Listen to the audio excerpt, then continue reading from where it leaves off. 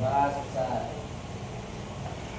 Hari ini Bu Riza baru tahu siapa yang tidak masuk. Kayaknya ada yang sakit ya, banyak yang sakit ya. Ada berapa orang? Oke, saya share dulu. Ada berapa orang? 2 orang. Atas nama siapa? Kirana, Ibu yang Kia. Sama satunya. Oke, Muhammad Syarul. Ya, kita sudah absen dengan ada yang sakit. Mudah-mudahan semuanya yang hari ini masuk di kelas Bu Riza pembelajaran sosiologi, Anda diberikan nikmat sehat, nikmat umur yang panjang, kemudian nikmat untuk menerima proses pembelajaran kali ini. Oke, semuanya bisa mulai dilihat nih, baik PowerPoint-nya Bu Riza untuk materi kali ini. Kita bicara tentang apa ini? Kita bicara tentang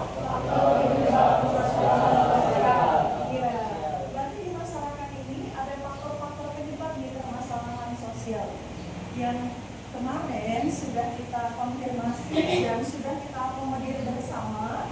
Kita sudah setting untuk membuat kelompok belajarnya terdiri dari 4 karena ada 4 faktor penyebab permasalahan sosial. Oke, sebelum kita masuk ke 4 penyebab permasalahan sosial, kita perlu tahu dulu gitu ya.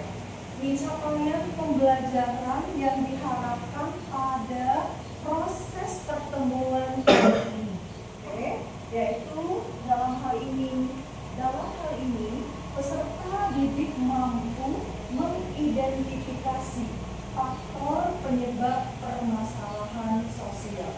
Jadi kelompok ini nantinya mampu mengidentifikasi faktor-faktor penyebab permasalahan sosial. Jadi kalau kita melangkah dalam proses pembelajaran ini, kita harus tahu nih apa yang ingin kita capai. Ada juga dengan individu ibu, anak-anak ibu yang ada di sini pasti punya capaian terspesifikasi untuk kedepannya. Setelah tercapai, kedepannya ada nih yang ingin kita tuju. Tujuan dari pembelajaran kali ini ada 3. Saya minta Kristia untuk membacakan yang pertama. Tujuan pembelajaran 1. Peserta didik dapat memahami konsep dasar permasalahan sosial. 2. Iya. Oke, 1 dulu ya, Kristia. Nah, jadi tujuan pembelajaran kali ini adalah yang pertama, peserta didik dapat memahami konsep dasar permasalahan sosial. Ya. Karena kita bicara tentang permasalahan sosial. Kemudian lanjut Kristia yang kedua. 2. Peserta didik dapat mengidentifikasi faktor-faktor penyebab permasalahan sosial. Iya, pintar. Jadi tadi dari capaian tadi muncul di tujuan pembelajaran. Berikutnya Kristia yang ketiga. 3. Peserta didik menganalisis gejala atau fenomena faktor-faktor penyebab permasalahan sosial di lingkungannya dan dampak serta manfaatnya terhadap kehidupan. Iya, berarti tujuan pembelajaran kita kali ini ada berapa? 3. Ada 3. Oke, kita lanjutkan lagi. Dari tadi judul pembelajaran, kemudian ada capaian pembelajaran, kemudian ada tujuan pembelajaran. Oke, kita lanjutkan. Dalam kehidupan kita ini kita melihat banyak sekali masalah-masalah sosial yang ada di masyarakat. Salah satunya ini adalah anak-anak yang putus sekolah karena orang tuanya berada di kelas menengah ke bawah yang kita kenal dengan masyarakat miskin. Dari masyarakat miskin ini merupakan salah satu faktor penyebab masalah sosial, yaitu dilihat dari faktor ekonomi. Kemiskinan disebabkan oleh faktor ekonomi yang tidak mencapai standarisasi. Baik di negara manapun punya standarisasi tuh, khususnya juga karena kita orang Indonesia, standarisasi kemiskinan berdasarkan negara kita, yaitu Indonesia. Nah, ini fenomena ini bisa kita lihat, banyak kita temukan. Contohnya di Singkawang ini kita bisa melihat di Kuala. Saya punya teman tuh, guru di SMA 10. tidak sekolah. Rupa-rupanya mereka menjadi nelayan. Mereka mencari ikan untuk mendapatkan pendapatan dan membantu orang tuanya. Wah, hebatnya itu ya. Tetapi proses pembelajaran, proses pendidikannya di sekolah itu terganggu akibat dari ketidakmampuan orang tuanya. Ya, ini salah satu contoh. Kemudian suami Bu Riza ini juga berada di Singkawang Utara sekolahnya. Jadi kepala sekolah di Singkawang Utara, di SMP di sana. Dia juga melihat fenomena anak-anak SMP di Singkawang Utara, Bayu Bersambut tersebut, banyak orang yang tidak mampu. Mengapa ini bisa terjadi? Pada umumnya ketidakmampuan keluarganya, dari keluarga yang tidak mampu ini, karena pendidikannya juga rendah. Ini mudah-mudahan kita semuanya yang ada di sini nantinya menjadi orang yang mampu menempuh pendidikan setinggi mungkin. Kita nggak mau lihat fenomena anak-anak kita nantinya seperti ini, ya. Oke, kita lanjutkan. Nah, kalau kita melihat tadi fenomena dari anak miskin ini, menurut kalian bagaimana kondisi anak ini? Apakah kondisinya miskin atau tidak, nak? Miskin, ya kan? Kemudian, bagaimana proses sampai mereka seperti itu? Bagaimana menurut kalian? Ada yang bisa rasakan kenapa mereka sampai seperti itu? Oke? Mungkin Sabrina? Jadi proses mereka bisa seperti itu dan awalnya mungkin dari orang tua. Orang tuanya memiliki pendidikan yang rendah, tidak memiliki status pendidikan yang tinggi, juga kuliah, ingin hanya berhenti di sekolah. Lalu pendapatan ekonominya tidak juga tinggi karena pendidikannya yang juga rendah, sehingga anak-anak mereka juga merasakan ekonominya yang juga buruk. Iya, kita kasih aplaus ya untuk Sabrina. Latar ekonomi itu dipengaruhi oleh pendidikan, kemudian juga dipengaruhi oleh budaya. Yang kita bicarakan 4 faktor penyebab permasalahan sosial. Salah satunya faktor budaya, gitu ya. Nah, ini kenapa ada faktor budaya Nina yang mereka senang hanya berjudi dalam satu kelompok di daerah-daerah tertentu. Mereka senang sabung ayam. Mereka menganggap dengan seperti itu mereka nanti bisa kaya. Mereka terjerat dengan mindset pikiran-pikiran yang salah. Nah, ini yang harus kita entaskan. Jangan sampai mereka itu berkhayal untuk mendapatkan uang yang banyak melalui cara yang tidak halal tersebut. Akhirnya berdampak kepada kemalasan, menjadi orang yang pemalas, tidak mau bekerja. Nah, ini yang harus kita ubah sistem mindset pola pikir anak-anak Indonesia ini agar mau belajar, mau bekerja, tidak menjadi orang pemalas. Intinya seperti itu. Nah, ini kita lanjutkan lagi. Ini saya ingin mencoba memberikan satu gambaran video tentang bagaimana anak Indonesia ini fenomena yang mendapatkan kartu Indonesia Pintar, ya. Nah, ini adalah orang-orang yang dimana mereka mendapatkan sesuatu yang ada di Indonesia mengenai kartu Indonesia Program Indonesia Pintar adalah bukti nyata Kemendikbud Putristek hadir untuk mengupayakan agar setiap anak dari keluarga miskin dan rentan miskin memiliki harapan untuk bersekolah dan terhindar dari putus sekolah serta berpeluang untuk melanjutkan pendidikan ke jenjang yang lebih tinggi.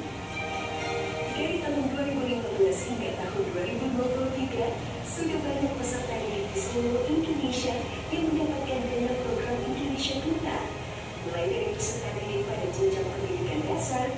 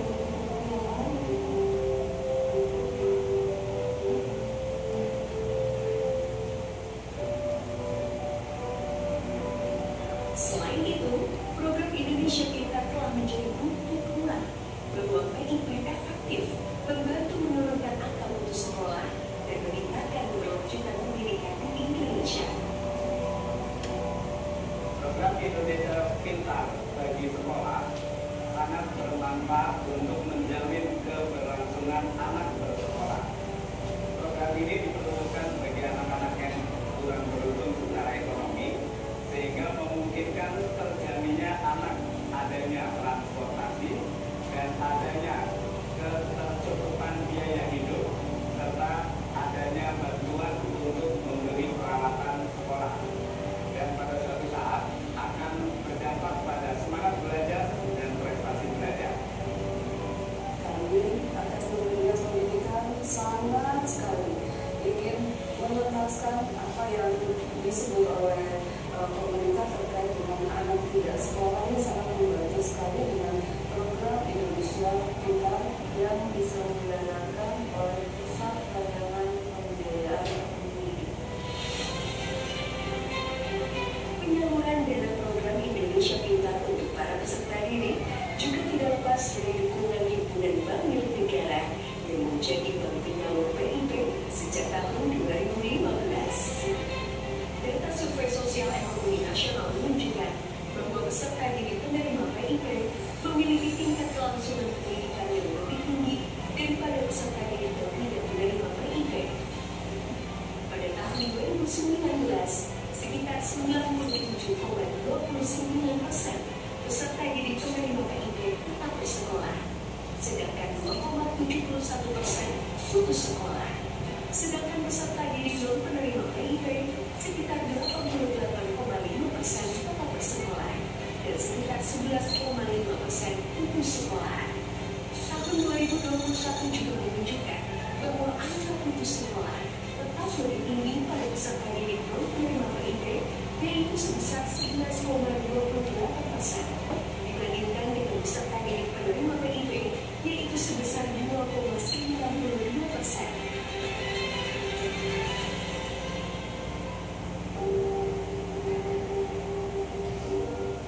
Melalui program PIP dengan perjalanan saya dari sekolah SMK sampai melanjutkan perguruan tinggi banyak sekali dapat meringankan biaya pendidikan dari saya sekolah hingga membutuhkan berat biaya yang lebih tinggi, contohnya dari ujian, dari buku dan lain sebagainya.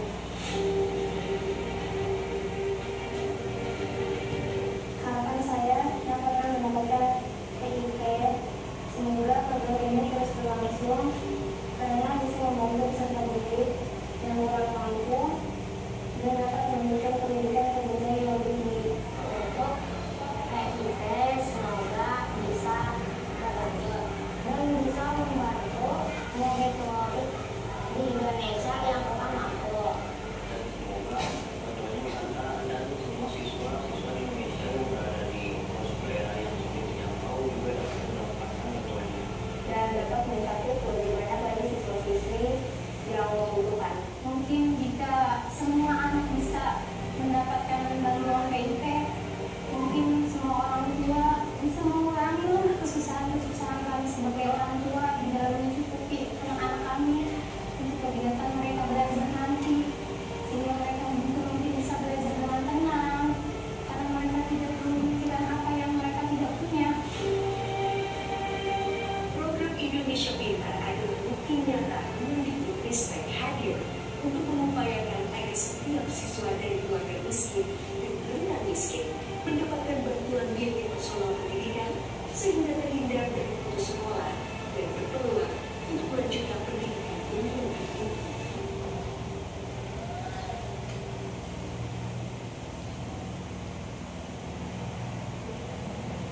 Kita lanjutkan lagi.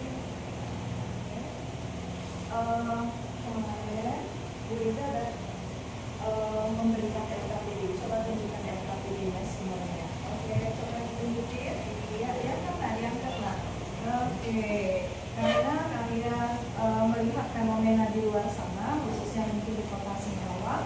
Nah, jadi ini sudah kita lanjutkan transformasi pada pertemuan yang lalu ke pertemuan sekarang. Karena sudah dikerjakan mungkin dan sudah ada dapat dokumentasi. Nah, hari ini Bu Riza minta kira-kira 5 menit Anda boleh menerjemahkannya kembali, melihatnya mana yang mau diperbaiki. Oke, kembali lagi kepada tadi video. Salah satu bantuan dari pemerintah untuk mengentaskan kemiskinan rakyat miskin yang di Indonesia ini adalah melalui program PIP.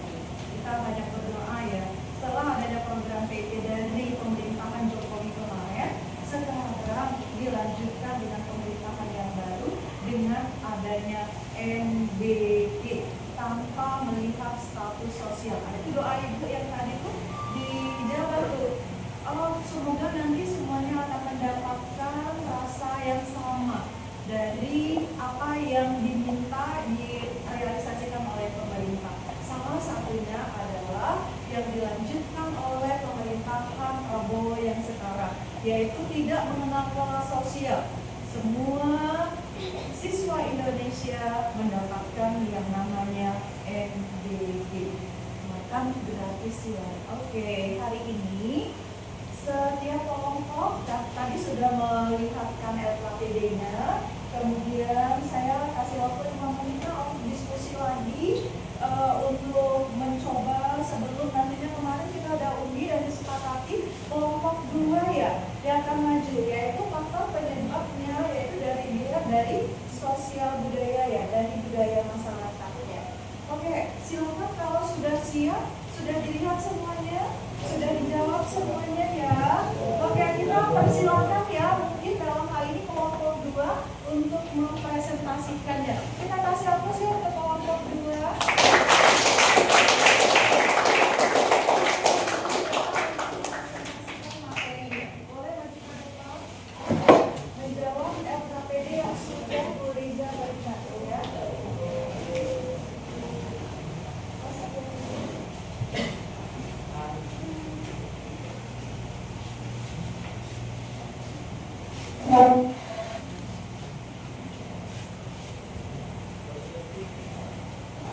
Assalamualaikum warahmatullahi wabarakatuh. Waalaikumsalam warahmatullahi wabarakatuh. Selamat pagi. Kami dari kelompok 2 akan memaparkan hasil daripada diskusi kami, yaitu mengenai faktor penyebab permasalahan sosial yang terjadi di masyarakat. Sebelum kami menjelaskan lebih lanjut, kami akan memperkenalkan diri kami terlebih dahulu. Perkenalkan, nama saya Redwan Kipandi. Perkenalkan, nama saya Diki Pratama. Nama saya Nurbianti. Nama saya Sabrina Aklani. Nama saya dari Bapak. Baik, kami akan masuk ke dalam materi.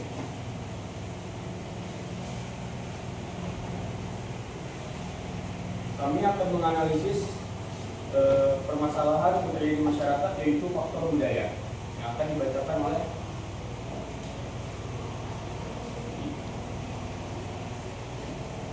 Pertama, benturan budaya. Masyarakat Indonesia sangat majemuk dengan berbagai keragaman adat istiadat dan kebudayaannya serta agama.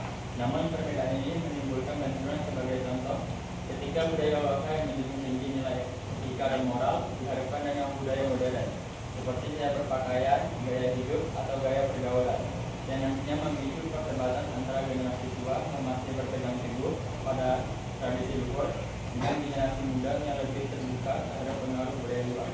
Selanjutnya, solusi akan dibacakan oleh Menteri. Solusinya adalah menumbuhkan sikap saling menghargai antar budaya dengan membangun dialog antar generasi agar tradisi tetap terjaga namun tetap selaras dengan perkembangan zaman, serta melalui pendidikan multikultural di sekolah supaya generasi muda lebih terbuka tanpa meninggalkan nilai lokal. Untuk permasalahan yang kedua akan dibacakan oleh dua, diskriminasi budaya atau etnosentrisme. Terdapat kelompok dalam masyarakat yang merasa budayanya lebih baik daripada budaya lain. Sikap etnosentrisme ini dapat menimbulkan diskriminasi. Sebagai contoh, stigma terhadap suku tertentu, munculnya stereotip negatif, misalnya asumsi yang menyatakan orang Batak bersifat keras kepala, lalu orang Jawa dianggap terlalu halus dan lambat, serta orang Ambon dianggap pemarah. Stereotip ini menyebabkan diskriminasi terhadap suku tertentu yang bisa terjadi di lingkungan dan lingkungan pekerjaan maupun instansi pendidikan. Solusi dari permasalahan ini akan dibacakan oleh Adapun solusinya adalah menanamkan nilai Bhinneka Tunggal Ika agar semua budaya dianggap setara, mengurangi stereotip dengan memperbanyak interaksi lintas budaya, memberikan sosialisasi sejak dini tentang bahaya diskriminasi, dan menegakkan aturan tegas di lingkungan kerja maupun sekolah. Selanjutnya akan dibacakan oleh Sabrina. Selanjutnya adalah perbedaan bahasa dan komunikasi. Indonesia memiliki lebih dari 700 bahasa daerah. Perbedaan bahasa ini kadang menimbulkan kesalahpahaman dalam interaksi sosial. Misalnya, kata dan ucapan yang dianggap biasa di suatu daerah bisa memiliki di daerah lain. Contoh, kau. Di Sumatera, penggunaan kata kau biasa digunakan sehari-hari untuk menyebut kamu. Sedangkan di Jawa, kata ini terdengar merendahkan lawan bicara. Nah, solusinya itu adalah dengan memperluas penggunaan bahasa Indonesia sebagai bahasa pemersatu agar komunikasi antar daerah tidak menimbulkan kesalahpahaman sambil tetap menghargai perbedaan bahasa daerah. Masyarakat juga perlu membiasakan klarifikasi dalam berkomunikasi dan menjaga interaksi kata harmonis. Sekian materi kami. Sebelum kami menutup presentasi kami, apakah ada pertanyaan? Silakan, guys. Dari kelompok satu. Pernah kalian menemukan contoh diskriminasi budaya atau stereotip suku di sekitar kalian? Bagaimana sebaiknya kita menyikapi hal itu?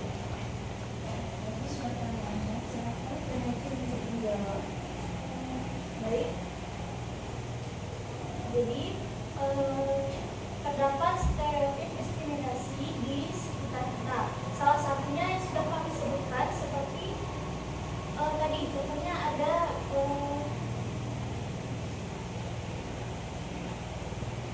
seperti orang Jawa yang dianggap lembat dan orang suku Batak dianggap keras kepala. Nah, sebaiknya kita itu tidak langsung percaya pada stereotip karena menilai seseorang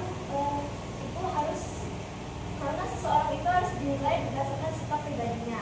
Apakah jawaban kami dapat diterima? Luar biasa. Kita kasih aplaus loh.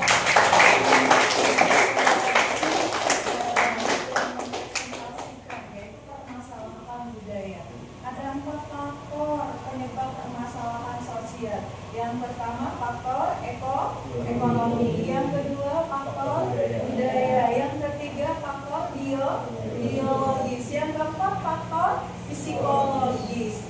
Kebetulan kemarin kita sudah mendapat undian bahwa yang kita untuk presentasi kali ini adalah kelompok 2, yaitu permasalahan dilihat dari faktor budaya. Ya, ingat bahwa kita jangan stereotip tadi, tidak boleh menjustifikasi atau menstigma, mencap orang lain dilihat dari sukunya, dilihat dari agamanya, dilihat dari kepentingan kelompoknya, atau dilihat dari budayanya. Nanti kalau belajar sosiologi itu zero, no, nggak boleh. Semuanya kita harus bisa bertoleransi, bisa bekerja sama, bisa saling menghargai, bisa saling menghormati. Tadi sudah terjawab pertanyaan dari Audrey tadi, adanya stigma, adanya stereotip, dimunculkan dan dijawab oleh Sabrina dan kawan-kawan. Ya, kita harus bisa bertoleransi, kita harus bisa bekerja sama, tidak ada yang berbeda. Kecuali kalau kita ego. Egois itu bisa ditekan sedemikian rupa karena adanya interaksi sosial, adanya sosialisasi. Kita harus bisa menghargai orang lain, antara individu yang satu dengan individu yang lain, individu dengan kelompok dan kelompok dengan kelompok. Luar biasa sajian dari kelompok 2. Kita kasih aplaus sekali lagi.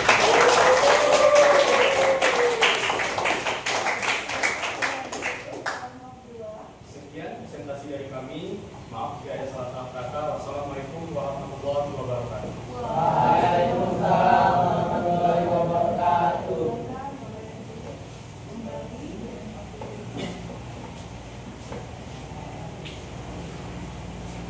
Kita sudah mendengar hasil paparan presentasi dari kelompok 2. Ini materi terakhir ya. Bahwa kalau kita bicara tentang materi presentasi tadi, akhirnya di akhir proses pembelajaran kali ini, di pertemuan kali ini kita merefleksi bersama. Kita membuat sebuah kesimpulan bersama bahwa faktor penyebab permasalahan sosial itu berdasarkan kajian materi yang kita dapatkan ada 4. Coba, yang pertama adalah faktor ekonomi. Yang kedua, Budaya. yang ketiga, yang keempat, ya, bahwa keempat faktor ini bermasalah di Indonesia. Tetapi kita pasti punya solusinya. Seperti yang tadi dipaparkan, dilihat dari faktor budaya, ada permasalahan nih yang muncul di masyarakat, khususnya di Kota Singkawang. Ada solusinya. Wah, udah dianalisis dengan baik oleh kelompok 2. Nah, ini nantinya setiap orang, setiap siswa ibu yang ada di sini juga seperti itu. Bisa menganalisis masalah. Kalau ada masalah, jangan marah duluan. Kita akomodir, wah kita mendengar sesuatu stigma stereotip tadi, langsung kita asup, nggak boleh. Nah, jadi kita harus bisa mencari akar masalah dulu, sehingga nanti muncul yang namanya solusi dari pemecahan masalah tersebut. Oke, terima kasih atas perhatiannya. Untuk selanjutnya, Bu Riza, masih ada sisa waktu 10 menit. Anak-anak ibu nanti boleh ngerjain tugas yang ada di LKS-nya kembali, gitu ya. Ada di halaman 22 ya, kalau nggak salah ya. Boleh nanti dilihat lagi dipandu. Oke, saya akhiri sampai di sini. Terima kasih atas perhatiannya. Mohon maaf atas segala kekurangan Bu Riza sebagai manusia biasa. Saya akhiri